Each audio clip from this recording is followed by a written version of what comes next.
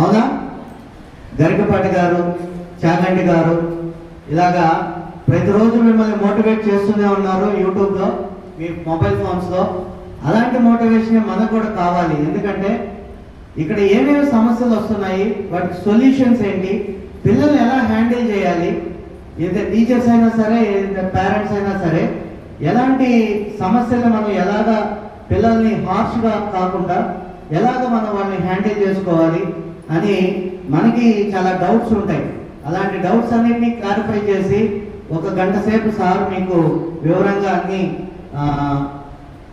మీరు ఏదైనా ప్రశ్నలు అడిగినా కూడా వాటికి సమాధానం చెప్తారు. సార్తో ఇంటరాక్ట్ అవ్వండి, శ్రద్ధగా వినండి. ఖచ్చితంగా మీకు మంచి సొల్యూషన్స్ అనేవి దొరుకుతాయి అనేది నా విన్నపం. అందుకని ఈ సందర్భంగా కృష్ణయ్య సార్ని మాట్లాడవలసిందిగా కోరుచున్నాను. Thank you sir. గురు బ్రహ్మ గురుర్విష్ణు గురుదేవో మహేశ్వర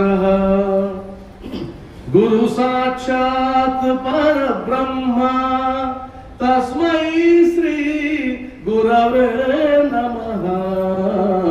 తస్మై శ్రీ గురవే నమః. దీని అర్థం అందరికీ తెలుసు. గురువే బ్రహ్మ, గురువే విష్ణువు, గురువే మహేశ్వరుడు, గురువే పరబ్రహ్మ స్వరూపం అని మనం అందరం చెప్తూ ఉంటాం. ఇక్కడ నా ఉద్దేశం, గురువుని ఆ స్థాయిలో గౌరవించకపోయినా, ఆ స్థాయిలో పూజించకపోయినా, కనీసం ఒక చిన్న మినిమం కర్తసి మర్యాద ఏంటంటే, మన పిల్లల ముందు గురువుతో మాట్లాడేటప్పుడు పిల్లల ముందు చాలా ర్యాష్గా మాట్లాడతారు పేరెంట్స్తో. నా కళ్ళారా చూశాను నేను, చాలా బాధ వేస్తుంది. ఇంకా పిల్లవాడి ముందు తల్లిదండ్రులు అలా మాట్లాడితే ఇంకా పిల్లవాడికి ఆ గురువు మీద ఏముంటుంది? ఇంక వాడు ఎలా వింటాడు? ఆ మాట వినే అవకాశం లేదు. కాబట్టి ఎప్పుడైనా సరే మీరు పాఠశాలకు వచ్చినప్పుడు గురువు ఏ గౌరవం పొందాలో ఆ గౌరవాన్ని మీరు ముందు ఇవ్వాలి, తర్వాత మీరు బిడ్డిస్తాడు. నా శ్లోకం అందుకు పాడానే. కానీ మొట్టమొదటి స్తోత్రం, నీ గురువు నువ్వు కాకపోయినా నీ స్థానాన్ని వాళ్ళు భర్తీ చేస్తున్నారు కాబట్టి వారికి మనం ఇవ్వాల్సినటువంటి గౌరవం ఇవ్వాలి. వారి గురించి ఏదన్నా మాట్లాడదలుచుకుంటే ప్రైవేట్గా మాట్లాడండి, వ్యక్తిగతంగా మాట్లాడండి. పిల్లల ముందు మాత్రం దయచేసి మాట్లాడొద్దు. వాళ్ళు వచ్చి ఏం చెప్తారంటే, నన్ను కొట్టింది మేడం అంటారు. వెంటనే ఫోన్ చేసి, ఇన్ని గుండెకాయలు నీకు, నా బిడ్డను కొడతావా అన్నారంటే మీరు వర్స్ట్ పేరెంట్. వారు ఆ పిల్లాడిలో ఒక ద్వేషాన్ని నింపుతున్నారు గురువు పట్ల. వాడికి నేర్చుకునేది ఏముండదు. ఈరోజు మీరు గురువుని వర్స్ట్ చేస్తే రేపు వాడు మిమ్మల్ని వర్స్ట్ చేస్తాడు. లాస్ట్కి మీ నెత్తిన మీరే ఇబ్బంది పడతారు. కాబట్టి మొట్టమొదటి శ్లోకం గుర్తుందా? గురు బ్రహ్మ గురు విష్ణువు గురుదేవో మహేశ్వర గురు సాక్షాత్ పరబ్రహ్మ తస్మై శ్రీ గురవే నమః. అంతదారు లేకపోయినా నా బిడ్డకి చదువు నేర్పించే గురువుకి నేను కనీస మర్యాద ఇవ్వాలి, కనీస గౌరవం ఇవ్వాలి. ఈ ఒక్క పాయింట్ని మీరు గుర్తుపెట్టుకోవాల్సిందిగా కోరుతున్నా. గుడ్ పేరెంటింగ్ అంటే ఏంటంటే, పిల్లల్ని బాగా పెంచడం అంటే అర్థం ఏంటంటే, అమ్మ పెంచడమో నాన్న పెంచడమో కాదు, ఇద్దరు కలిసి అవగాహనతో పెంచడమే గుడ్ పేరెంట్. ఇది ఎక్కడైతే ఉంటుందో, ఏ ఇంట్లో అయితే ఉంటుందో, ఆ పిల్లలు ఎప్పుడూ అద్భుతమైన స్థాయిలోనే ఉంటారు. అర్థమైందా? సో మీరందరూ గుడ్ పేరెంట్స్ అని నేను అనుకుంటూ ఉన్నా. అలా అయితే కనుక ఈసారి ఎప్పుడైనా మీకు పేరెంట్ మీటింగ్కి పిలిస్తే ఇద్దరూ రావడానికి ప్రయత్నం చేయండి. కొంతమందికి అవకాశం ఉండకపోవచ్చు, జాబ్ రీత్యా. అవకాశం ఉంటే మాత్రం విడిచిపెట్టద్దు, తీసుకురండి. స్కూల్కి వచ్చేటప్పుడు కూడా ఇద్దరు రావడానికి ప్రయత్నం చేయండి. ఎందుకంటే పేరెంటింగ్లో చివరిలో డైలాగులు కొట్టడం వేస్ట్. ఆ మాత్రం తెలియదా, బుద్ధి లేదా, నా కూతురు ఇలా చేస్తుంటే ఏం చేస్తున్నావు, గాడిదలు కాస్తున్నావా అనే డైలాగ్ సినిమాల్లో ఉంటాయి. ఇక్కడ పనికిరాదు. అర్థమైంది కదా? ఇలా గాడిదలు కాసే పని మనకొద్దు. మనం పిల్లలు కాచుకుందాం చాలు. పిల్లలు కాచుకుంటే హాయిగా ఉంటుంది. అంటే అర్థమేంటి? ఎవరికి వారు తన పిల్లల గురించి రోజులో కనీసం భార్యాభర్త కూర్చొని అరగంటైనా మాట్లాడుకునే అవకాశం ఉంటుందా? ఉండదా? ఏమో ఉండదా? మా వారు బిజీ అండి, కుదరదు.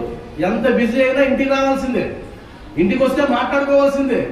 అరగంటైనా మాట్లాడుకునే సందర్భం ఉంటుంది. కాబట్టి ఆ అరగంటైనా ఇద్దరు కూర్చొని ఈ రోజు స్కూల్కి వెళ్ళారా, అక్కడ ఏం చెప్పారు, ఒకవేళ ఆయనకి బిజీ ఉన్నా కూడా హోంవర్క్ రాశారా, నువ్వు రాయించావా, చదివాడా, చదవలేదా, ఎలా ఉంది అని అరగంటైనా మాట్లాడుకునే తల్లిదండ్రులు ఉన్న పిల్లలు జీవితంలో ఊహించినటువంటి స్థాయికి వెళ్తారు కూడా కాదు. నేను బాగా గమనించింది ఏంటంటే, ఏ ఇంట్లో అయితే నిర్లక్ష్యపు తల్లిదండ్రులు ఉంటారో ఆ ఇంట్లో నుంచే చీడ పురుగులు పుట్టుకొస్తున్నాయి. ఆ చీడత్వం అన్నది చదువులోనూ ఉంటుంది, వాడి బిహేవియర్లోనూ ఉంటుంది. ఆ బిహేవియర్ అలా ఉన్నందువల్ల ఆ కుటుంబం నాశనం కావడమే కాకుండా సమాజం నాశనం అయిపోతుంది. ఈరోజు పేరెంట్స్ మీటింగ్ వాస్తవానికి నాకు భలే ప్రభావంతో వచ్చాను నేను.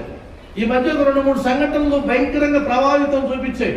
మీరు గమనిస్తే కనుక కాళహస్తిలో సంఘటన జరిగితే ఆ అబ్బాయి పేరు కులవర్ధన్. ఎంత అద్భుతమైన పేరు! కులవర్ధన్ అని పేరు పెట్టుకొని చివరికి చెత్త బండిలో తీసుకెళ్లి చెత్తలో మట్టిలో కప్పేయాల్సిన పరిస్థితి వచ్చింది కదా. అది నాకు ఎంత ప్రభావాన్ని చూపించిందంటే, అందరూ కులవర్ధన్ని తప్పుపడతారు కానీ నేనైతే ఆ పేరెంట్స్ నే తప్పుపడతా, ఆ తల్లిదండ్రులనే తప్పుపడతా. ఒక బిడ్డ ఎలా ఎదుగుతున్నాడో తెలుసుకోలేనటువంటి తల్లిదండ్రులు పిల్లల్ని కనకపోవడమే మేలు. వాళ్ళని తల్లిదండ్రులను చెప్పడానికి కూడా నాకు సిగ్గేస్తుంది. కాబట్టి ఈరోజు నా బిడ్డ సేవ నాకు వద్దు అంటే ఆ ఉత్తమరాలు అయిపోయిందా? కాదు. కాబట్టి ఎప్పుడైనా గుర్తుపెట్టుకోండి, మీరు పిల్లల్ని పెంచడం కేవలం మీకోసం కాదు, సమాజం కోసం బాగా పెంచాలి, లేదంటే సమాజం నాశనం అయిపోతుంది. కాబట్టి ఈరోజు మీరు ఎంతో అవేర్నెస్ ఉన్నవాళ్ళు కాబట్టే ఈరోజు ఇక్కడ మీటింగ్ రాగలిగినారు. మీరు అసలు వాస్తవంగా అది చిన్న విషయం కాదు. ఇల్లు దాటి ఒక స్కూల్కి మీటింగ్ రావడం అంటే గొప్ప విషయం. మీకు అందరూ గట్టిగా క్లాప్స్ ఇవ్వాల్సిందే. అంటే ఒక స్టెప్ ముందుకు వేశారు మీరు. నా బిడ్డ ఏం జరుగుతుందో తెలుసుకోవాలన్నట్టు స్టెప్ ముందుకు వేశారు, చాలా గొప్ప విషయం. అదేవిధంగా ఇంకొన్ని మార్పులు కానీ మనం చేసుకున్నట్లయితే నిజంగా డోకా లేనటువంటి పరిస్థితి వస్తుంది. నేను ఒక ఇంటికి వెళ్ళాను, ఒక 2 days ముందు టిఫిన్కి పిలిస్తే, అది ఒక సాధారణమైన మీటింగే. టిఫిన్కి పిలిచారు, మేము వెళ్ళాము, నేను నా మిస్సెస్. కానీ అక్కడ జరిగిన సంభాషణలో ఒక గొప్ప విషయం తెలిసింది ఏంటంటే, మీ పిల్లలు ఏం చేస్తున్నారని అడిగితే, నా బిడ్డ అమెరికాలో డాక్టర్, ఆయన భార్య డాక్టర్, చిన్న కొడుకు సాఫ్ట్వేర్ ఇంజనీర్, 10 లక్షల ప్యాకేజ్ నెలకి, కోడలు గొప్ప ఇంజనీర్. వాళ్ళ ఫ్యామిలీ ఎలా ఉంది అంటే కదా, ఈరోజు రేపో ఎల్లుండో 150 ఎకరాల మామిడి తోటను రిజిస్టర్ చేస్తున్నారని చెప్పారు గర్వంగా. నాకు అనిపించింది, కొంతమంది పిల్లలేమో ఇలా ఉన్నారు, కొంతమంది ఏమో ఇలా ఉన్నారు, ఎక్కడ తేడా వస్తుంది? ఉద్యోగాలు లేక చాలా మంది ఉన్నారు కదా, ఉద్యోగాలు లేకుండా బేవాసిగా తిరిగే వాళ్ళు ఉన్నారు, కొంతమంది ఏమో ఈ విధంగా అద్భుతంగా ఉన్నారు అని ఎక్కడ తేడా వస్తుందంటే, ఆయన చెప్పుకొచ్చాడు, సార్ నేను నా పిల్లల కోసం ఏం చేశానో తెలుసా అన్నాడు. ఏం చేశానంటే, ప్రతిరోజు స్కూల్ వదిలిన తర్వాత మళ్ళా పడుకునేదాకా ఇంకొక స్కెడ్యూలే లేదు నాకు. వాళ్ళు కూర్చోబెట్టడం, చదివించడం, నేను పుస్తకాలు చదువుకోవడం. ఇందాక బాలు సార్ చెప్పారు కదా, మీరు చదివితే వాళ్ళు చదువుతారు, మీరు మొబైల్ పెట్టుకుంటే వాళ్ళు మొబైల్ పెట్టుకుంటారు, మీరు ఏం చేస్తే అలా చేస్తారు. యథా తల్లిదండ్రులు తదా పిల్లలు చెప్పారు కదా, అది 100% సక్సెస్ఫుల్ స్టోరీ. అది అలా ఉంటారు. కాబట్టి ఆ రోజు ఆయన చేసిన త్యాగం మూలంగా ఈ రోజు బిడ్డలు హ్యాపీగా బతుకుతున్నారు. ఇప్పుడు మీరు గమనించండి, మీ జీవితాల్లో ఒకవేళ అటు ఇటు ఆటుపోట్లు ఉన్నా కూడా మీరు ఒక 10 సంవత్సరాలు మీ పిల్లల్ని సక్రమంగా పెంచితే, ఇప్పుడు చూస్తూ ఉన్నాం కదా, 2 పిల్లలు ఎదుగు వస్తారు, అప్పటిదాకా కష్టాలు పడుతుంటాడు నాన్న అమ్మ, వాళ్ళిద్దరు సాఫ్ట్వేర్ ఇంజనీర్లు అయిపోతారు. ఇద్దరు అయిపోగానే వాడు 1 లక్ష, 1 లక్ష తీసుకొస్తాడు, అద్భుతంగా జీవిస్తున్నారు. నిజమా కదా? అసలు ఇప్పుడు పిల్లలు ఎంత అద్భుతంగా ఉన్నారంటే, కొంతమంది పిల్లలు, ఆ కొంతమంది ఎవరంటే ఏ తల్లిదండ్రులు అయితే వాళ్ళ మీద జాగ్రత్తలు తీసుకుంటారో, నిర్లక్ష్యం చేయకుండా ఉంటారో, వాళ్ళు మాత్రం 10 సంవత్సరాల్లో పిల్లల రాత మారిపోతుంది, పిల్లల రాత కూడా మారిపోతుంది. నెలకు 2 లక్షలు 3 లక్షలు సంపాదించే పిల్లలు వస్తున్నారు. అప్పటిదాకా పడ్డ కష్టాలన్నీ కూడా పోతూ ఉన్నాయి. నిజమా కదా? కాబట్టి మీరు ఒక్కటి గుర్తుపెట్టుకోండి, మీ రోజు పిల్లల్ని మీరు కనుక కొద్దిగా పట్టించుకున్నట్లయితే, బాగా పెంచినాం అనుకున్నట్లయితే కనుక, అది కేవలం 10 సంవత్సరాలు 12 సంవత్సరాలు పెడితే చాలు, ఆ తర్వాత అద్భుతమైనటువంటి ఫలితం మీరు చూస్తారు. దీనికి సంబంధించి ఒక చిన్న సూత్రం చెప్తా. ఈ ప్రకృతిలో ఒక న్యాయం ఉంటుంది. ఆ ప్రకృతి న్యాయం ప్రకారం మీరు ఉంటే చాలు, కొత్తగా ఏమి ఉండాల్సిన పని లేదు. ఉదాహరణకి నాకు మామిడి పండ్లు అంటే ఇష్టం అనుకోండి. మా ఇంటి పెరట్లో అక్కడ ఏముంది? అక్కడ మీకేం కనిపిస్తుందండి? మామిడి చెట్టు కనిపిస్తుందా? రేపు ఆ మామిడి చెట్టుకి వచ్చే పంట ఏంటి? ఏంటొస్తాయండి? నిజమా? కన్ఫామా? ఎలా చెప్పగలరు మామిడి పండ్లు వస్తాయని?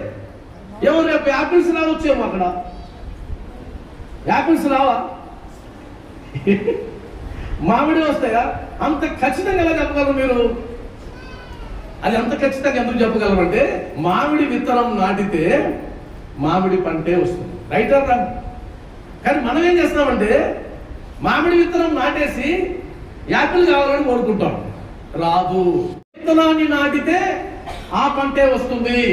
మరి ఒక 15 ఏళ్ల తర్వాత నీ కొడుకో నీ కూతురు పక్కదారి దొక్కినట్లయితే విత్తనాలు నాటింది ఎవరు?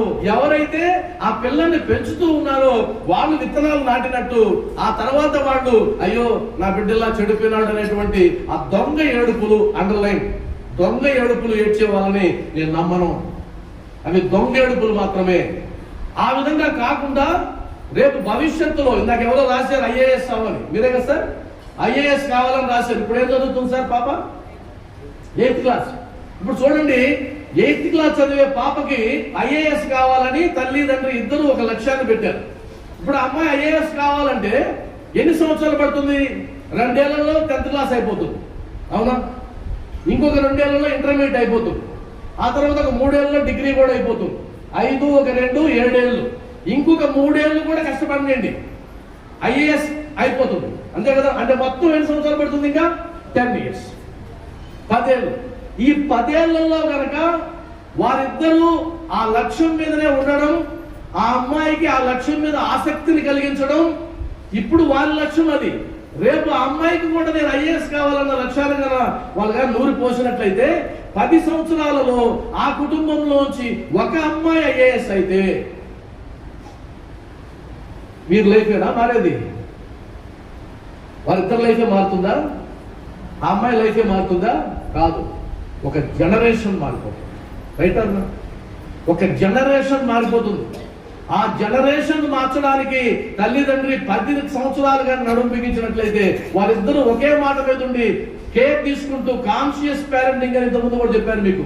కాన్షియస్ పేరెంటింగ్ అంటే నా బిడ్డలు ఎలా ఎదుగుతున్నారో తెలుసుకుంటూ పెంచడం కాన్షియస్ పేరెంటింగ్. అలా పెంచినట్లయితే 10 సంవత్సరాల్లో జీవితాలు మారిపోతాయి. నిజమా కదా? మరి ఐఏఎస్ అవుతుందా లేదా అన్నది నేనైతే గ్యారంటీ ఇస్తాను. అది ఎవరి మీద ఆధారపడి ఉంటుందంటే 100% విత్తనం నాటే వాళ్ళ మీదనే ఆధారపడి ఉంటుంది. సరే, ఆ తర్వాత తెగులు వస్తే రాదా? తెగులు వస్తుంది. తెగులు అంటే అర్థం ఏంటి? వారేమో ఐఏఎస్ అంటారు, నాకేమో పోలీస్ అనిపిస్తుంది. ఇది చిన్న చిన్న తెగుళ్ళు వస్తాయి. అప్పుడు మనం ఏం చేయాలి? పిచికారీ చేయాలి, మందు వేస్తూ వెళ్ళాలి, మందు వేస్తూ వెళ్ళాలి. కాబట్టి కాన్షియస్ పేరెంటింగ్ లో మీరు కానీ మనసు పెట్టినట్లయితే నేను చెప్తున్నా 2026 ఒక 10 ఏళ్ళు 2036 ఆ కుటుంబంలోంచి ఒక ఐఏఎస్ వచ్చి ఐఏఎస్ అయిన తర్వాత మరలా విశ్వం స్కూల్ వాళ్ళు అమ్మాయిని పిలిపించి, అంతే కదా సార్? ఈ స్కూల్లో నుంచి ఒక ఐఏఎస్ వస్తే మళ్ళా పిలిపించి ఆ అమ్మాయి సన్మానం చేసి వీళ్ళిద్దరికి సన్మానం చేసి అప్పుడు మీతో మాట్లాడారనుకోండి, ఎలా ఉంటుంది? బాగుంటుందా? ఏం బాగాలేదు సార్, చండాలంగా ఉంది కాదు కదా? అది మనం ఊహించుకున్నట్లయితే ఆ ఇన్స్పిరేషన్ అనేది మనకు వస్తుంది, వాళ్ళకు కూడా వస్తుంది. కాబట్టి ఏం చేయాలి సార్? ఇప్పుడు ఆ ప్రకృతి సూత్రం ప్రకారం ఒకటి, మామిడి విత్తనం నాటితే మామిడి పంట వస్తుంది. విత్తనం నాటితే వస్తుందా? విత్తనాన్ని చేతిలో పెట్టుకొని మామిడి పళ్ళు అంటే వస్తుందా? నాటాలి కదా. నాటాలంటే కూర్చోవాలి, నువ్వు అక్కడ కూర్చొని చదివించాలి, అవునా కదా? అదేం లేకుండా ఊరికి ఊహల్లో ఉంటే కుదరదు. కాబట్టి అదొకటి. రెండో విషయం కూడా ఏంటంటే, ఇందాక నేను చెప్పిన ఎగ్జాంపుల్ మళ్ళా రిపీట్ చేస్తే, ఒక విత్తనాన్ని నువ్వు నాటితే పంట ఒకటే వస్తుందా? అనేక పంట వస్తుంది. అదే జనరేషన్స్ మారడం అంటే. నువ్వు ఒక విత్తనాన్ని నాటితే అదే పంట వస్తుంది, కానీ ఆ విత్తనాన్ని నాటి సంరక్షించి ఒక మొక్కగా ఎదిగిన తర్వాత మధ్యలో మేకలు అవి మేసేయకుండా చుట్టూ కంచి కట్టి అది ఎదిగిన దాకా అలా ఉండి, ఎదిగిన తర్వాత దానికి ఇప్పుడు కంచి అవసరం లేదు. ఇప్పుడు దానికి కంచి అవసరమా? అవసరం లేదు, వదిలేయచ్చు. నీళ్లు కూడా పోయాల్సిన పని లేదు, అది ఆల్రెడీ తీసుకుంటుంది. ఆ విధంగా వచ్చేంత వరకు, అంటే ఒక 18 years వచ్చేంత వరకు, 20 years వచ్చేంత వరకు నువ్వు జాగ్రత్త తీసుకుని పెంచినట్లయితే ఆ తర్వాత నీ అవసరం లేదు, అది యాక్సిస్గా పెరిగిపోతుంది, నీ జనరేషన్ మొత్తం మారిపోతుంది. దానికి మనం ఏం చేయాలి? మీరు దానికోసం ఏం చేయాలి అని అంటే ఒక పదం చెప్తా, గుర్తుపెట్టుకోండి. అప్పుడు ఆ పదం పేరు త్యాగం. సాక్రిఫైస్ చేయాలి. అలా ఎవరైతే త్యాగాలు చేస్తారో వాళ్ళ పిల్లలు అద్భుతమైన స్థితిలో ఉంటారు. మరి ఏం త్యాగం చేయాలి? ఏమి ఇస్తారు మీకు? మీరు ఏమి ఇవ్వగలరు పిల్లలకి? ఏం త్యాగం చేయాలి? టైం ఇవ్వాలి. ఏమి ఇవ్వాలి? టైం ఇవ్వాలి. టైం ఇచ్చేది ఏంటండి అంటే నీ పర్సనల్ గా కొంత టైము నీ రిఫ్రెష్మెంట్ కోసమో లేదా ఇంకేదేని కోసమో వాడేటువంటి అవకాశం ఉంటే కనుక ఆ టైంని నేను నా బిడ్డల కోసం వాడతానని కదా నువ్వుగా నిర్ణయించుకుంటే వాడు డెవలప్ అవుతాడు. నేను బాగా గమనించేది ఏంటంటే స్కూల్ నుంచి వచ్చిన తర్వాత ఏ పిల్లలైతే ఇంట్లో కూర్చొని ఆ తల్లిదండ్రులు ఏం చెప్పారు స్కూల్లో అని వాళ్ళతో మాట్లాడతారో ఆ పిల్లలు ఆ క్లాస్ రూమ్ లో టాపర్స్ అయి ఉంటారు. ఇక డౌటే లేదు, టాపర్స్ అయి ఉంటారు అంతే. బాగా చదివే పిల్లలు అంటే అర్థం ఏంటంటే బాగా తల్లిదండ్రులు పట్టించుకునే పిల్లలని నా ఉద్దేశం. బాగా చదివే పిల్లలు అంటే టీచర్లు బాగా చెప్పిన పిల్లలు కాదు, అది తర్వాత సెకండరీ. టీచర్లు ఎంత అద్భుతంగా చెప్పినా సరే ఇంట్లో కనుక డ్యామేజ్ అయిందంటే ఇక్కడ అబ్దుల్ కలాం వచ్చి మీకు మ్యాథమెటిక్స్ చెప్పినా కూడా ప్రయోజనం సున్నా. కాబట్టి ఏ తల్లిదండ్రులు అయితే కాస్త టైంని ఖర్చు పెట్టి వాళ్ళ దగ్గర కూర్చొని వాళ్ళని అడిగి ఏం చదివావు ఏం చెప్పారు అని అలా మళ్ళా వాళ్ళు ఏదైనా యాడ్ చేయగలిగితే యాడ్ చేసి కాదంటే ఏదో ట్యూషనో ఇంకేదో చెప్పి వారి గురించి కేర్ తీసుకుంటారో వాళ్ళు మాత్రమే ఆ పిల్లలు మాత్రమే బాగా చదువుతారు. వాళ్ళు మాత్రమే అద్భుతంగా భవిష్యత్తులో ఎదుగుతారు. మీ పిల్లాడు ప్లే క్లాస్ కావచ్చు, ఎల్కేజీ కావచ్చు, 10th క్లాస్ కావచ్చు, ఇబ్బంది ఏం లేదు. ఏ క్లాస్ అయినా సరే. ఇప్పుడు 8th క్లాస్ లోపల ఉన్న పేరెంట్స్ చేస్తారా? 8th క్లాస్ లోపల 9th 10th పిల్లలు చేస్తారా? దీన్ని బట్టి మీకు ఏం అర్థమైంది? అదే 9th వరకు 9th ఎంత ఒకసారి సార్ స్ట్రెంగ్త్ ఎంత వచ్చిన వాళ్ళు ఎంత సార్?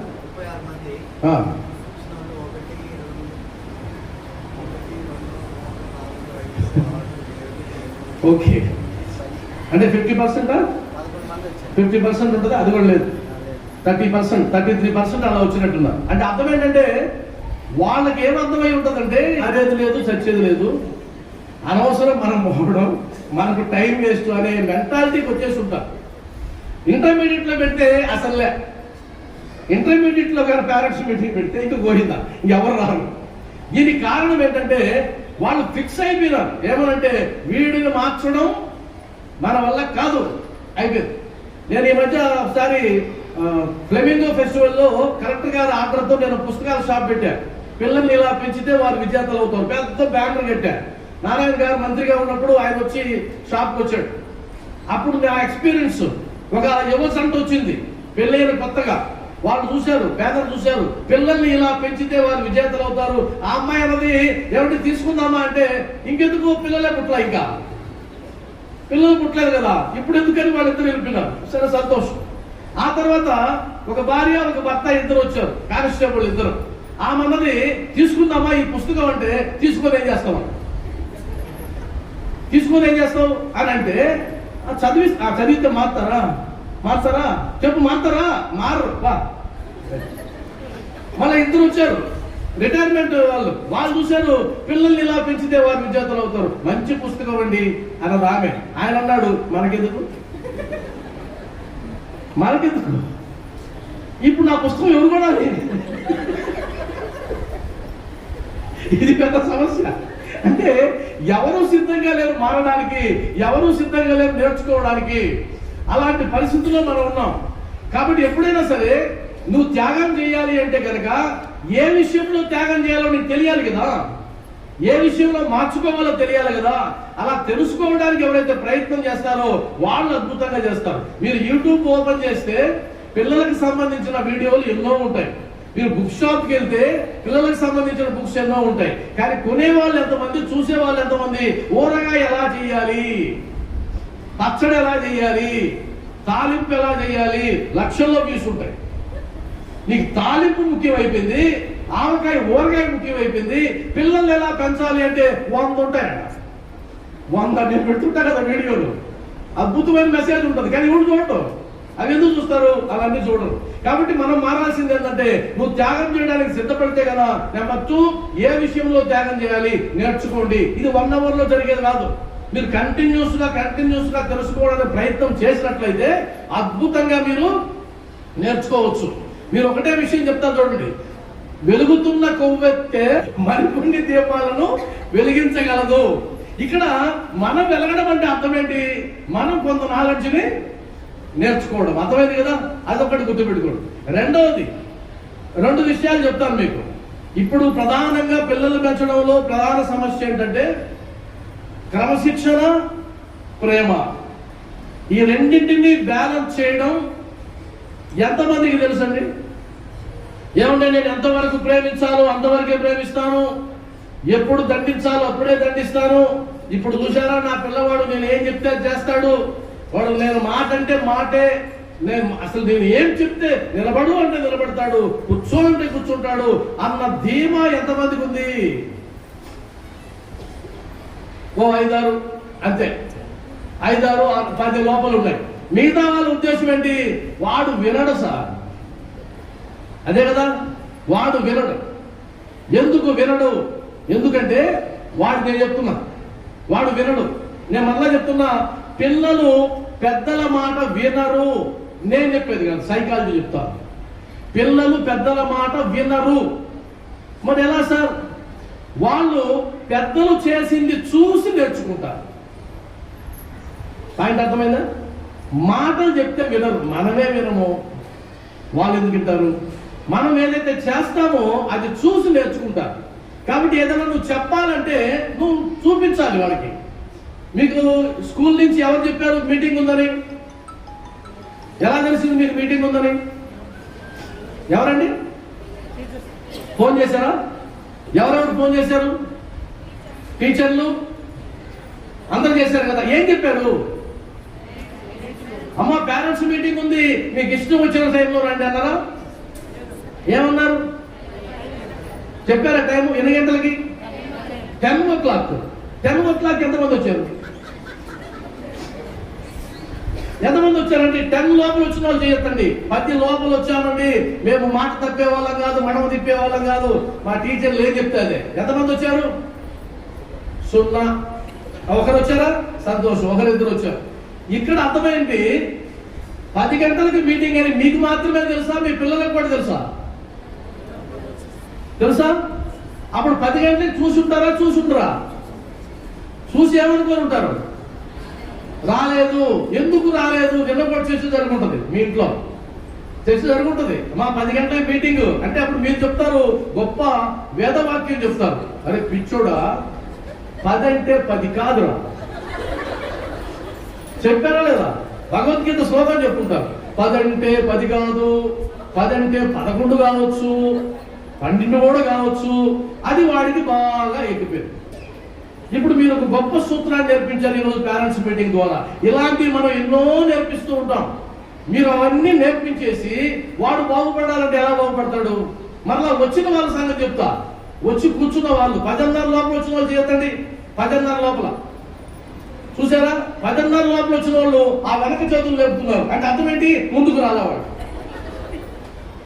10:30కి మీ బిడ్డ అక్కడే చూస్తాడు, మా నాన్న వచ్చాడు, ఎక్కడ ఉన్నాడు? ఆడున్నాడు అంటే అర్థం, నాయన పొరపాటున ముందుకు వెళ్తామేమో.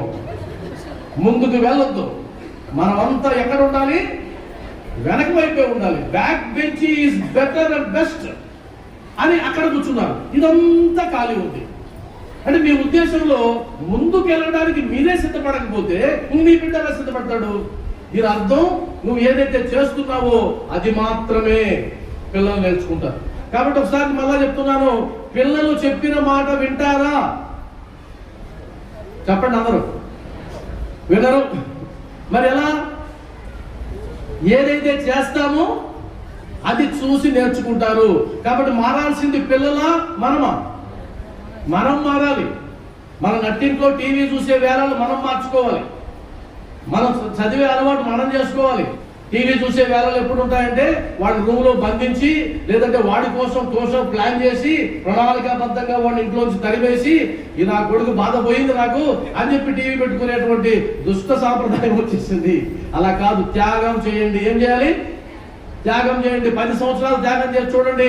ఆ తర్వాత మీ జీవితాలు మారిపోతాయి, వాళ్ళ జీవితాలు కూడా మారిపోతాయి. 100% మారిపోతాయి, డౌటే లేదు. ఆ తర్వాత రెండో విషయానికి వస్తాను. ఇంకొక పదం, త్యాగం అనే పదం చెప్పాను. ఆ త్యాగం అనే పదం నేర్చుకున్న తర్వాత నీ బిడ్డలో కొన్ని క్వాలిటీస్ని నువ్వు పెంపొందించాలి. నువ్వు నాటుతున్నావు కాబట్టి ఆ నాటిన విత్తనాన్ని పెంచాల్సిన బాధ్యత నీది. కాబట్టి ఏ ఎరువులు వేయాలి, ఏ విధంగా కంచి కట్టాలి, ఎలా కాపాడాలి, ఎవరి బాధ్యత? అది పేరెంట్స్ బాధ్యతే కదా. అలా చెయ్యాలి అంటే కదా కొన్ని లక్షణాలు వాటిలో పెంచాలి. వాటిల్లో నెంబర్ 1 ఏంటంటే అలవాట్లు స్కూల్కి సంబంధించినవి కావు. నేను మళ్ళా చెప్తున్నా, మీరేమైనా అనుకో. అలవాట్లు స్కూల్కి సంబంధించినవి కాదు, అలవాట్లు పేరెంట్స్కి సంబంధించినవి. ఎన్ని గంటలకు నిద్రలేయాలి, ఎన్ని గంటలకు పడుకోవాలి, ఎవరి వల్ల సాధ్యమవుతుంది? టీచర్ల వల్ల అవుతుందా? కాదు. ఒకవేళ టీచర్ లెక్చర్ ఇవ్వచ్చు, నాయన ఉదయాన్నే 6 గంటలకు లేము అంటారు, అమ్మలేసేది 7 గంటలకు. ఏం చేద్దాం? అంటే నేను తప్పుగా అనుకోవద్దు నన్ను దయచేసి. అర్థం ఏంటంటే నువ్వేం నేర్పిస్తావో అదే కదా వస్తుంది. కాబట్టి విత్తనాలు నాటాలి. ఏ విత్తనాలు? మీకు ఇష్టం వచ్చిన విత్తనం నాటండి. మామిడి పండు, ఇంకోటి IAS, IPS లేదా సైంటిస్ట్ లేదా ఇంకేదో నాటండి. దానికి సంబంధించిన లక్షణాలు 26 లక్షణాలు ఉంటాయి. ఎన్ని? గట్టిగా చెప్పండి. 26 లక్షణాలు నీ పిల్లల్లో కూడా నాటినట్లయితే ఒక 10 ఏళ్లలో ఆ బిడ్డ అద్భుతమైనటువంటి స్థాయిలోకి వెళ్ళిపోతుంది. ఆ తర్వాత నువ్వు ఉండకపోనే మనం ఎప్పుడు ఉంటామా పిల్లలతో కంటిన్యూగా? ఉంటామా? ఉండే అవకాశమే లేదు. మహా అయితే 10 ఏళ్ళు 20 ఏళ్ళు అంత మించి ఉన్నాం. 30 ఏళ్ళు కూడా ఉండొచ్చేమో, ఆ తర్వాత ఉన్నాం. 40 ఏళ్ళు ఉన్నాం, ఆ తర్వాత ఉన్నాం. ఏదో ఒక రోజు నీ బిడ్డల్ని విడిచిపెట్టి నువ్వు పోవాల్సిందే బయటికి. అప్పుడు వాళ్ళ కాళ్ళ మీద వాళ్ళు నిలబడాలి. ఈ రోజు ఉండే సమాజంలో కనుక అడ్డదిడ్డంగా పెరిగినటువంటి వారు ఈ సమాజంలో కుదురుగా ఉండలేరు. అంత దారుణంగా ఉంటుంది బయట. కాబట్టి నువ్వు 26 లక్షణాలని నీ పిల్లల్లో పెంచుకుంటూ రావాలి. అలాంటి లక్షణాలు 26 ఉన్నాయి. నేను చెప్పా, సింపుల్ గా చెప్పాలంటే ప్రేమ, సేవ, సహృదయం ఉన్నాయి కదా. ఇలాంటివి ఉన్నాయి, 26 లక్షణాలు ఉన్నాయి. అంటే వాటిని మనం దైవిక లక్షణాలు అంటాం. మీరు పోయి ఇంటర్నెట్ లో కొట్టండి. ఇంటర్నెట్ లో దైవిక లక్షణాలు అని మీరు కానీ టైప్ చేస్తే 26 వస్తాయి. ఆ 26లో ఒక్కొక్క గుణాన్ని తీసుకొని నా బిడ్డలో ఈ గుణాన్ని నేను పెంచుతున్నానా లేదా చెక్ చేసుకుంటూ వెళ్ళండి. తప్పేముంది? చెక్ చేసుకుంటూ వెళ్ళండి. అలా చెక్ చేసుకుంటూ వెళ్ళినట్టయితే కనుక వాళ్ళు ఒక అద్భుతమైనటువంటి వ్యక్తిగా, హ్యూమన్ బీయింగ్ గా మారుతారు. వాళ్ళు నువ్వు లేకపోయినా సరే వాళ్ళు నేను జీవితకాలం గుర్తుపెట్టుకుంటారు. ఈ జీవితం నా అమ్మ ఇచ్చినటువంటి భిక్ష, ఈ జీవితం మా నాన్న ఇచ్చినటువంటి భిక్ష అని వాళ్ళు కన్నీళ్లు పెట్టుకునేటువంటి ఒక రోజు అనేది ఒకటి వస్తుంది. అప్పుడు మీరు చేసినటువంటి ఆ త్యాగం విలువేంటో అప్పుడు తెలుస్తుంది. ఇప్పుడు తెలియకపోయినా కూడా ఇప్పుడు తిట్టుకోవచ్చు. మా అమ్మ ఇలా చేసింది, మా నాన్న ఇలా చేశాడు, నన్ను స్వేచ్ఛగా లేదు, నన్ను మొబైల్ వాడనే లేదు, నన్ను స్కూటర్ ఎక్కలేదు అనుకోవచ్చు, పర్లేదు. కానీ భవిష్యత్తులో అద్భుతంగా ఉంటుంది. నమ్ముతున్నారా? ఎంతమంది నమ్ముతున్నారు?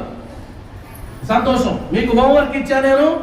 పిల్లల్లో పెంచవలసిన మంచి గుణాలేంటి ప్రాక్టీస్ చేయండి, నేర్చుకోండి. వాటిని ఎలా పెంచాలో కూడా ఉంటాయి. వాటిని నిదానంగా మీ మాటల ద్వారా, చేతల ద్వారా బిడ్డలో పెంచుకుంటూ వెళ్ళాలి. అలా పెంచుకుంటూ వెళ్తే అద్భుతాలు జరుగుతాయి. పిల్లలకి ఎలా చెప్పాలో నేర్చుకొని చెప్పాలి. వీపు బగలు కొట్టడం అంత పిరికితనం ఇంకొకటి లేదు. నిన్ను తిరిగి కొట్టలేని వాడిని కొట్టడం పిరికితనం అంటలేదు. నిన్ను తిరిగి కొట్టలేని వాడిని కొట్టడం పిరికితనం. మీకు అలా కొట్టాలని ఉంటే రోడ్డు మీద పోతుంటారు, వాళ్ళు కొట్టండి. ఆయన కొట్టాలనిపిస్తుంది, ఏమనుకోవద్దు ప్లీజ్, ఒకటి అప్పుడు చూడండి ఎలా ఉంటుందో. అప్పుడు ఇంకా కొట్టాలనే భావన మీలోంచి పోతుంది. మీరు ఒకటి ఇస్తే వాడు 4 ఇస్తాడు, కానీ వీడు అశక్తుడు, వీలేడు. కాబట్టి ఎవరు బిడ్డల్ని కొడతారు అంటే పిరికి వాళ్ళు, అసమర్థులు మాత్రమే పిల్లల్ని కొడతారు. మరి ఈ పిల్లల్ని కొట్టకుండా ఎలా సార్ నేర్పించేది? ఓపిక ఉండాలి, నేర్పించు. అంత మించి ఏం చేస్తాం? దానికి ఇంకొక పదం చెప్తా నేను. త్యాగం అని చెప్పాను కదా, ఇంకొక పదం గుర్తుపెట్టుకోండి. పిల్లల్ని కొట్టకుండా మార్చగలమా? మా సైకాలజీ ఏం చెప్తుందంటే 100% మార్చగలము సైకాలజీ చెప్తుంది. పెద్దవాళ్ళు ఏం చెప్తారంటే మీకన్నా వయసులో ఉన్న వాళ్ళు మార్చలేము, 4 తగిలించని చెప్తారంటే. వాడిని తన్నురా వాడిని మారుతాడు అంటారు. అది మీరు నమ్మొద్దు, అది వాళ్ళ ఎక్స్పీరియన్స్. ఇప్పుడుండే పిల్లల్ని నువ్వు తంతే కుదరదు. నువ్వు తన్నావంటే 4 దెబ్బలు పడ్డాయంటే ఆ దెబ్బల రుచి చూశాడంటే అప్పుడు వీపిస్తాడు వాడు కొట్టుకో. చివరికి ఇందాక ఒక రాశారే మొండితనం. మొండితనం అన్నది పనిష్మెంట్ ద్వారా వచ్చేటువంటి లక్షణం. మరి ప్రేమ కుదురుతుందా? కుదురుతుంది. దానికి ఇంకో పదం ఇంట్రొడ్యూస్ చేస్తానని చెప్పారు కదా, ఆ పదం పేరు సహనం. ఏ తల్లికి సహనం ఉంటుందో ఆ తల్లి బిడ్డలను అద్భుతంగా పెంచుతుంది. తండ్రి అల్లా, నేను ఇక్కడ తండ్రి అల్లా, తల్లి. ఏ తల్లికి సహనం ఉంటుందో ఆ తల్లి బిడ్డల్ని అద్భుతంగా పెంచుతుంది. టెంప్టేషన్ అయ్యేవాళ్ళు, ఓవర్గా టెంప్ట్ అయ్యేవాళ్ళు, ఓవర్గా కోప్పడేవాళ్ళు, ఇరిటేట్ అయ్యేవాళ్ళు బిడ్డల్ని నాశనం చేస్తారు. బిడ్డల్ని నాశనం చేస్తారు. వాళ్ళు చేసేటువంటి నాశనం అది ఏ స్థాయిలో ఉంటుందో మీరు చెప్పలేరు. కాబట్టి గుర్తుపెట్టుకోండి, త్యాగంతో పెంచండి, సహనంతో పెంచండి, మీరు మారి వాళ్ళని మార్చండి. క్లియరా? ఇంకో విషయం చెప్తా, ఇంకో పదం గుర్తుపెట్టుకోండి, ఎమోషన్ అనే పదం గుర్తుపెట్టుకోండి. సార్ చెప్పండి, గట్టిగా చెప్పండి, గట్టిగా. ఆ ఎమోషన్ అంటే భావావేశం. ఏ పిల్లలకైతే తల్లిదండ్రులతో ఎమోషనల్ బాండ్ ఉంటుందో ఆ బిడ్డలు ఎదుగుతారు. ఇది సైన్స్ చెప్తున్నటువంటి మాట. ఆ ఎమోషనల్ బాండ్ ఎవరికైతే ఉండదో ఆ పిల్లలు మాత్రమే ఆత్మహత్య చేసుకుంటారు. రాసి పెట్టుకోండి మీరు కావాలంటే. అంటే నాకు ఒక ఇబ్బంది కలిగింది, నాకు ఒక బాధ కలిగింది, అది స్కూల్లో కావచ్చు, బయట కావచ్చు, ఎక్కడైనా కావచ్చు, ఎమోషనల్ గా ఎక్కువైపోయింది, తీవ్రం అయిపోయింది, బ్యాలెన్స్ తప్పిపోతూ ఉన్నాను, ఆత్మహత్య చేసుకోవాలనిపించేటువంటి స్థాయికి వెళ్ళిపోయినాను. ఇప్పుడు నా ఎమోషన్ ని షేర్ చేసుకోవాలి ఎవరితోనైనా. అలా షేర్ చేసుకోవాలంటే ఆ తల్లి గాని ఆ తండ్రి గాని ఆ అవకాశం ఇవ్వాలి. ఎక్కడ అవకాశం ఉండదో వాళ్ళు ఆత్మహత్య చేసుకుంటారు. ఎవరింట్లోనైనా బిడ్డ ఆత్మహత్య చేసుకున్నాడంటే మొట్టమొదటి దండించవలసింది, శిక్షించవలసింది అమ్మ నాన్నని మాత్రమే, బిడ్డల్ని కాదు, ఆ సర్కమ్స్టాన్సెస్ కాదు. ఎందుకంటే ఆ ఎమోషనల్ బాండ్ లేదు వాళ్ళ మధ్య. ఆ ఎమోషనల్ బాండ్ లేనప్పుడు ఏమవుతుంది, వాళ్ళకి అసలు ప్రేమ అంటే తెలియదు, ప్రేమించడం అంటే తెలియదు, జీవితం మీద విలువ తెలియదు, వాళ్ళు అలా ఎదిగిపోతారు అంతే. కాబట్టి ఏ తల్లికి తండ్రికి బిడ్డలతో అనుబంధం ఉంటుందో, అనుబంధం అంటే ఎమోషనల్ బాండింగ్ ఉంటుందో వాళ్ళు మాత్రమే ఎదుగుతారనేది ఇప్పుడు సమాజంలో స్పష్టమైపోయింది. అందువలనే తల్లిదండ్రులు పిల్లల్ని పక్కన కూర్చోబెట్టుకొని భుజం మీద చేయి వేసి మాట్లాడాలి అంటారు కదా. ఎందుకు? ఆ ఎమోషనల్ బాండ్. వారానికి ఒక్కసారైనా సరే హోటల్కి తీసుకెళ్లడమో, లేదా నెలకు ఒక్కసారైనా సినిమాకి తీసుకెళ్లడమో, లేదా ఒక్కసారైనా వాళ్ళకి ఏది ఇష్టమో అక్కడ తీసుకెళ్లడమో, ఒక టెంపుల్ తీసుకెళ్లడమో, ఒక సముద్రం కాడికి తీసుకెళ్లడమో, ఎవరైతే బాధ్యతగా ఆ పిల్లలతో ఎమోషనల్ బాండ్ ఏర్పాటు చేసుకుంటారో వాళ్ళు దిగులు పడాల్సిన పనే లేదు. ఎమోషనల్ బాండ్ లేకుండా కృత్రిమంగా పెంచుతుంటారు కొంతమంది, టచ్ మీ నాటుగా కృత్రిమంగా పెంచుతుంటారు. వాళ్ళు ఎప్పుడైనా డేంజరే. వాళ్ళు ఏది చెప్పరు, స్కూల్లో ఏదైనా జరిగింది అనుకో చెప్పరు, మౌనంగా ఉంటారు. ఎందుకు చెప్పరు? అవకాశం నువ్వు ఇవ్వలేదంతే. ఒకవేళ పిల్లల్లో తప్పు ఉంటే కనుక వాళ్ళ స్వభావమే అదైతే కనుక నువ్వు మార్చుకునే అవకాశం ఉంటుంది. కాబట్టి ఒకటి గుర్తుపెట్టుకోండి, ఆ ఎమోషనల్ బాండ్ మీకు మీ బిడ్డలకి ఉందా లేదా చెక్ చేసుకోండి. అది ఎలా ఉంటుంది అంటే కనుక, మా అమ్మ బాధపడితే నేను తట్టుకోలేను, అది చిన్న పిల్లాడైనా సరే, చిన్న పిల్లాడైనా సరే, నువ్వు ఏడుస్తూ ఉంటే నీ దగ్గరకు వచ్చి ఆ బుజ్జి బుజ్జి చేతులతో నీ కన్నీళ్ళు అలా తుడిచాడు అనుకోండి, ఎమోషనల్ బాండ్ ఉంది. అమ్మా ఏడవద్దు, అమ్మా ఏడవద్దు అన్నాడు అనుకోండి, అయిపోయింది, నువ్వు గెలిచిపోయావంతే, తిరిగేలేదు. అర్థమైంది కదా మీకు? కాబట్టి ఆ ఎమోషనల్ బాండ్ ఉందా లేదా, అది ఎప్పుడు వస్తుందంటే కదా, ప్రేమగా మాట్లాడడం ద్వారా వస్తుంది, ప్రేమగా కేర్ తీసుకోవడం ద్వారా వస్తుంది, అప్పుడప్పుడు టచ్ చేయడం ద్వారా వస్తుంది. టచ్ చేయాలి, టచ్ చేస్తూ ఉండాలి. ఎందుకు అంటే కదా, టచ్ చేస్తే ఆక్సిటోసిన్ అనే హార్మోన్ రిలీజ్ అవుతుంది. ఆ ఆక్సిటోసిన్ అనే హార్మోన్ మాత్రమే నీకు పేరెంట్స్ కి మధ్య ప్రేమని కనెక్ట్ చేస్తుంది. ఎప్పుడైనా సరే ఆ ఎమోషనల్ బాండ్ ఉన్నటువంటి పిల్లలు తన తల్లిదండ్రులను వృద్ధాశ్రమాల్లో చేర్చరు. రాసి పెట్టుకోండి కావాలంటే. వృద్ధాశ్రమాల్లో మీరు వెళ్ళే అవకాశమే ఉండదు. ఎందుకంటే బిడ్డలు తట్టుకోలేరు. మీరు కావాలంటే పల్లెల్లో ఉన్నటువంటి తల్లిదండ్రుల అమ్మ నాన్నలు ఎవరైనా వృద్ధాశ్రమాల్లో ఉన్నారేమో చూడండి, గ్రామాల్లో ఉన్నవాళ్ళు. వ్యవసాయం చేసుకునేవాళ్ళు, కష్టపడి పనిచేసేవాళ్ళు. వాళ్ళ తల్లిదండ్రులు ఎప్పుడు వృద్ధాశ్రమాల్లో పెట్టరు. వృద్ధాశ్రమాల్లో పెట్టే వాళ్ళందరూ చిన్నప్పటి నుంచి హాస్టల్లో చదివిన పిల్లలు, చదువు కోసం వెంపర్లాడిన పిల్లలు, వీళ్ళు మాత్రమే వృద్ధాశ్రమాల్లో ఉన్నారు. ఎందుకంటే ఎమోషనల్ బాండ్ లేదు. ఈ మధ్య ఒక ఆమె చనిపోతే కూడా వృద్ధాశ్రమాల్లో వాళ్ళు ఫోన్ చేస్తే హైదరాబాద్కి ఫోన్ చేసిన తర్వాత వాళ్ళ కోడలు అన్న మాట ఏంటంటే, కొద్దిగా బిజీగా ఉన్నాం సార్, ఈవినింగ్ మాట్లాడతారా. ఈవినింగ్ మాట్లాడేది ఏంటమ్మా, చనిపోయింది ఆమె చనిపోయింది అని అంటే ఈవినింగ్ కాల్ చేయండి పెట్టేసి. వీళ్ళకి ఏం చేయాలి అర్థం కాలేదు. కొడుకు ఫోన్ లేదు, ఈ ఒక్క ఫోనే ఉంది, ఆమె ఎత్తుకునింది. సరే సాయంత్రం దాకా ఉంచారు. మన నెల్లూరులోనే వృద్ధాశ్రమంలో జరిగిన స్టోరీ చెప్తున్నాను నేను. సాయంత్రం దాకా ఫోన్ చేస్తే, సాయంత్రం మళ్ళా ఫోన్ చేస్తే ఆయన ఎత్తుకున్నాడు. ఎత్తుకొని ఏమైంది సార్ అంటే, మేము ఉదయాన్నే 10 గంటలకు ఫోన్ చేసామండి, మీకు మీ భార్య ఎత్తుకునిందంటే. అవునా, నాకు తెలియదు సార్, ఏమైందన్న. మీ అమ్మగారు చనిపోయారండి, ఇక్కడ ఉన్నారంటే. అనేదండి ఉదయాన్నే ఎందుకు నా భార్య చెప్పలేదో తెలుసా, మేము ఇప్పుడు ఇంపార్టెంట్ పని మీద వెళ్తున్నాం, అందువల్ల చెప్పుండదు ఆ మహాతల్లి. మరి ఇప్పుడు ఏం చేయమంటారు సార్ అంటే, సార్ ఒక పని చేయండి, నాకు 2 days పడుతుంది, మీరు ఏమీ అనుకోకపోతే ఖర్చులకు నేను వేస్తాను. ఆ కార్యక్రమం ఇదే బతుక. ఇలా పెంచాలన్నా పిల్లల్ని. మరి వాడు కూడా ఎంతో మురిపంగా పెంచింది కదా ఆ తల్లి. భర్త చనిపోయిన తర్వాత, చిన్నతనంలో భర్త చనిపోతే 4 ఇళ్లలో పాచి పని చేసి బతికిచ్చింది ఆ బిడ్డని. ఎందుకంటే నేను వెళ్ళాను, వాడు మాట్లాడాను, ఉపన్యాసం ఇచ్చాను కాబట్టి చెప్తున్నా. పాచి పని చేసి ఆ బిడ్డను చదివించింది. ఒక్కడే కొడుకు. చివరికి పెళ్ళైన తర్వాత కోడలకి పడలేదని తల్లిని తీసుకొచ్చి వృద్ధాశ్రమాల్లో వేశాడు. ఆయనేమో హైదరాబాద్లో సెటిల్ అయినాడు. హైదరాబాద్లో కూడా సామాన్యమైన స్థితి కాదు, గొప్ప స్థితిలో ఉన్నాడు. కానీ నెలకు ఒక్కసారి కూడా తల్లిని చూడదు, కానీ డబ్బులు మాత్రం టెన్షన్గా పంపిస్తాడు. వృద్ధాశ్రమాలు ఏం చేస్తారు, చివరికి ఆయన చెప్పాడు నాతో, సార్ నా జీవితంలో అంతకు మించిన దారుణం నేను చూడలేదు. ఒక కోడలు అంటే పర్లేదు, కానీ బిడ్డ అన్నాడు సార్. మేము చేసేసాం కార్యక్రమం. చేసిన తర్వాత వాళ్ళ ఫోన్ అసలు ఎత్తుకోకూడదని నిర్ణయించుకున్నాం. ఆ తర్వాత వాళ్ళ కోడలు చేస్తూనే ఉందంట ఫోను. చివరికి ఎవరో ఎత్తుకున్నారు. ఎత్తుకొని ఏమ్మా అంటే, అప్పుడు ఆ పెద్దానికి ఇస్తే ఆ మనదట, సార్ మీకు కార్యక్రమానికి మా వారు డబ్బులు పంపించారు కదా. పంపించారు. సరిపోయిందా? అయితే ఒక విషయం సార్, మా అత్తగారికి ఉంగరాలు గాజులు ఉన్నాయి కదా, వాటి సంగతి ఏంటి? అందుకని చేసి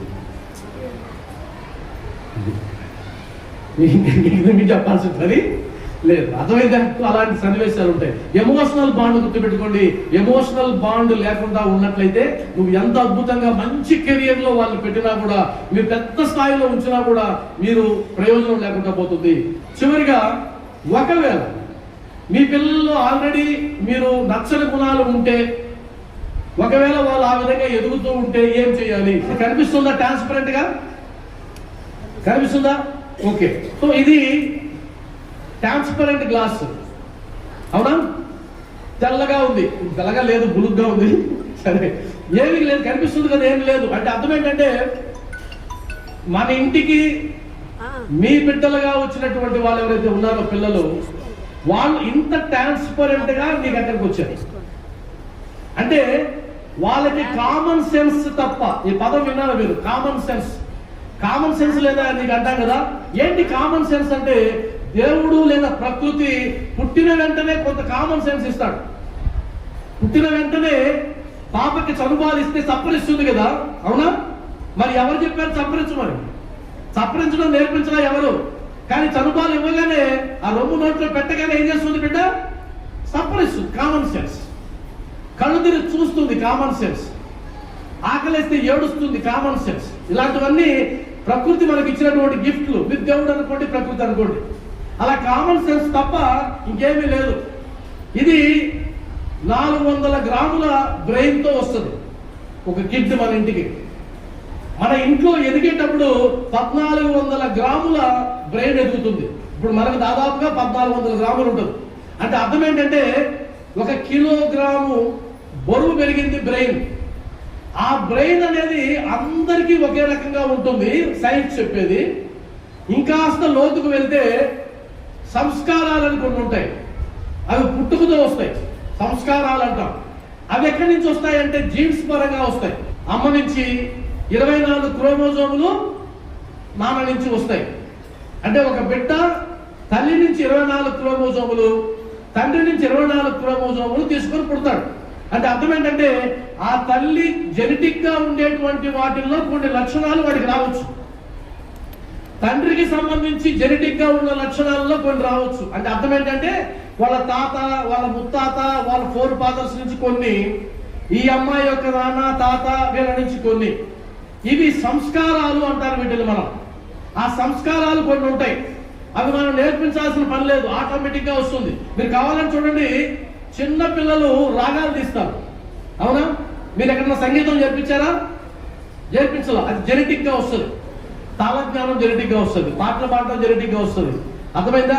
ఆర్ట్ వేయడం కూడా జెనెటిక్ గా వస్తుంది. అలా వచ్చిందని డెవలప్ చేసుకుంటారు. ఇప్పుడు నేను అలాంటి ప్లెయిన్ మెథడ్లో రకరకాల అవగుణాలు, దుర్గుణాలు వచ్చేసాయి. ఈ అవలక్షణాలు వచ్చాయి. దుర్గుణాలు అంటాం కదా, డేంజర్ గుణాలు. అవలక్షణాలు ఎక్కడి నుంచి వస్తాయి?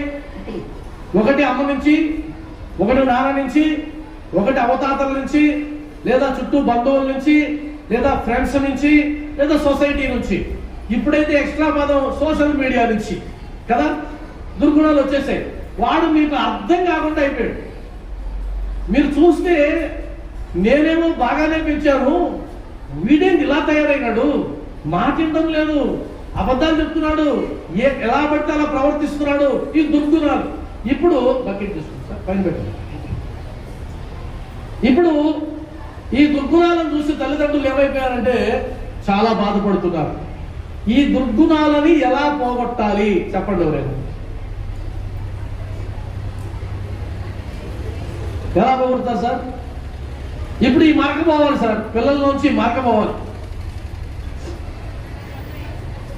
అమ్మా ఓకే. ఇప్పుడు దీనిని మనం నిందిస్తున్నంత వరకు ఏమీ చేయలేము. నువ్వు అలాంటి వాడివి, నువ్వు ఇలాంటి వాడివి, నువ్వు అలా తయారైనవు, ఇది మీ నాన్న పోలికలు వచ్చాయి, మీ అమ్మ పోలికలు వచ్చాయి. ఈ బ్లేమ్ గేమ్ అవసరం లే, ఉపయోగపడదు. దీనికి ఒకటే ఒక మార్గం. దీని గురించి నేను బ్లేమ్ చేయడంలే, మాట్లాడటంలే. నా ప్రయత్నం నేను చేస్తున్నా. ఏం చేస్తున్నాను? పోయి మంచిని పోస్తున్నా. ఏం పోస్తున్నాను? ఏం పోస్తున్నా చెప్పండి సార్? మంచిని పోస్తున్నా. వాడిని నేను నిందించడంలే, వాడి జోలికి నేను వెళ్ళడంలే, వాడి గురించి నేను మాట్లాడటంలే. నేను వాడి జోలికి వెళ్ళలేదు, వాడితో మాట్లాడలేదు, వాడి చెడుని నేను నిందించలేదు. మనం ఈ ప్రయత్నం ఒక్కటి చేస్తున్నాం. మంచిని పోస్తూ ఉంటే దానంతట తనే చెడు వెళ్ళిపోయింది. అర్థమైందా? దీనికి కావాల్సిన గుణమే సహనం, ఓర్పు కావాలి, పేషెన్స్ ఉండాలి. అలా కాకుండా నువ్వు దుర్మార్గుడురా, నాకు తెలుసు, మీ నాన్న చూసినప్పుడే తెలుసు, వాడికి చదువు రాదు, నీకు చదువు రాదు, వాళ్ళ నాన్నకి చదువు రాదు, ఇలా మాట్లాడుతూ పోతే చివరికి వీడు పాపం బాధపడిపోతాడు. ఇలా చేసేటువంటి ఓపిక తల్లిదండ్రులకు ఉంటే ఏ బిడ్డలు ఆత్మహత్యలు చేసుకుంటారండి? ఒక్క బిడ్డ కూడా చేసుకుంటారు. అర్థమైంది కదా? ఈ ఓపికతో పెంచుతామన్న వాళ్ళు ఒకసారి మాట ఇవ్వండి, చేతులు ఎత్తండి. ఓపిక ఉందా? ఎక్సలెంట్, గట్టి క్లాప్స్ ఇవ్వండి సార్. కాబట్టి తల్లిదండ్రులు నా విజ్ఞప్తి ఏంటంటే ఆ ఓర్పుతో ఉండండి, త్యాగాన్ని ప్రదర్శించండి, నేర్చుకోండి కొత్త విషయాలు, వాళ్ళ మీద ప్రయోగాలు చేయండి. అయితే చెడగొట్టబాకండి. మీరు బాగా పెంచలేదనుకో నమస్కారం, వదిలేయండి వాడిని, వాడి జీవాన్ని కూడా వదిలేయండి. మీరు పెద్ద ప్రయోగాలు చేసి మేధావితనం చేసి వాడిని గందరగోళం చేయబాకండి. అది ఒక్కటి మాత్రం నా విన్నపం. తల్లిదండ్రుల్లో ఎవరికి ఓపిక ఎక్కువ ఉంటే వాళ్ళకి నా జోహాలు. అయితే తండ్రికి నేను ఎందుకు ఎక్కువ మాట్లాడను అంటే కనుక తండ్రి ప్రభావం కంటే కూడా తల్లి ప్రభావమే ఎక్కువ ఉంటుంది పిల్లల మీద. కాబట్టి తల్లుల మీదనే ఎక్కువ ఆధారపడి ఉంటుంది. కాబట్టి ఈ సమాజానికి మంచి బిడ్డల్ని ప్రసాదించండి. ఈ సమాజానికి మంచి బిడ్డలను ప్రసాదిస్తే కనుక వాళ్ళల్లో లక్షణాలు, మంచి లక్షణాలు పెంచితే కనుక లక్షణాలు పెరిగాయంటే చదువు అనేది సెకండరీ. ఆటోమేటిక్ గా మీ పిల్లలు చదువులో నెంబర్ 1 గా ఉంటారు.